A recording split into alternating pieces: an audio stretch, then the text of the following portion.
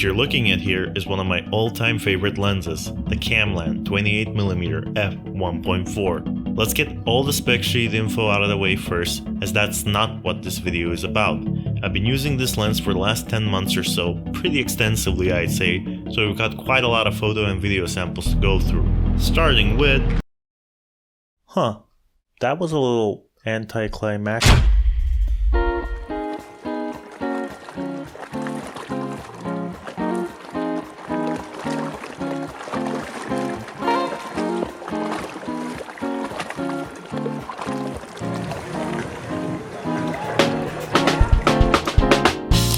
The images coming out of the Kamlan have a very cinematic 3-dimensional look to them. Not only can you get really nice close-ups with tons of background separation because of the 28mm focal length and the fast f1.4 aperture, but what I really like about it is that it's still wide enough to be used for some more establishing shots. I find that the lens is quite sharp even when used at f1.4. Also worth mentioning that unlike some other cheaper Chinese lenses, the colors you get with the Kamlan are quite neutral and natural, which makes my life a hell of a lot easier when I get to color correcting and grading.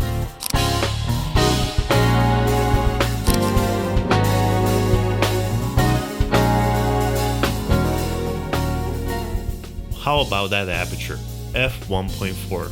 Let me tell you, having that fast of a lens on a micro four loser third sensor, a godsend. God? God, is that you?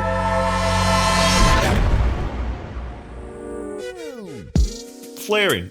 It's pretty bad. I mean, don't get me wrong, I like a lens with a little character. There's creative artistic ways to use flares, but I found this to be more of a hindrance in the case of the Kamlan. The lens came with this cheap plastic lens hood, which is a real pain to attach, and I didn't think it would be of much use, but as soon as you introduce a stronger light source anywhere near the lens, you're gonna be looking for that plastic lens hood you threw away earlier.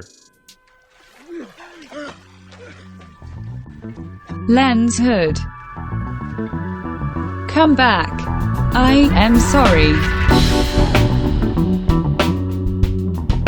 I absolutely love the build quality of this lens. It is without a doubt the highlight of the whole package. Both the focus ring and the aperture ring just feel... With lenses with declicked apertures, it's often the case that you accidentally end up bumping the aperture ring without realizing. This isn't the case with the Kamlan because the rings have some stiffness to them, which also comes in handy when you're shooting video, when you want to smoothly change your exposure. Unfortunately, for as great as the image and build quality is, it does come at a price. That being weight. I mean, look at it! Compare this to this tiny 25mm f1.8 lens. This thing is gonna eat it for breakfast. Kinda goes against the whole micro aspect of the micro four loser third system. I think the weight and size are great when the lens is used on a bigger camera body like that of the GH series, but using this lens on a smaller, more compact body should be considered a crime against all things ergonomic.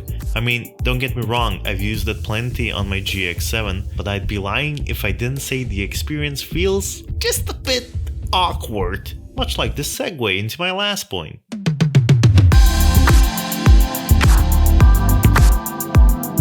I got this thing for $130. That price point boggles my mind. If you're watching this review, you're probably aware of just how pricey camera gear can get. I mean, watching photography channels on YouTube, you think that you would need a $3,000 camera and a lens half that price just to get started shooting flowers in your backyard at 4K 120 FPS. So it's all that more impressive that in this very expensive profession or hobby, you can find a lens like the Kamlan that manages to cost so little while still being very high quality.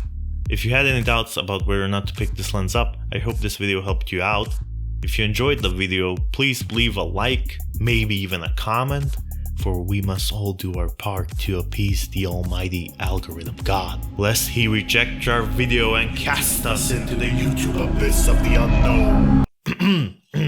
Maybe I got a little carried away there.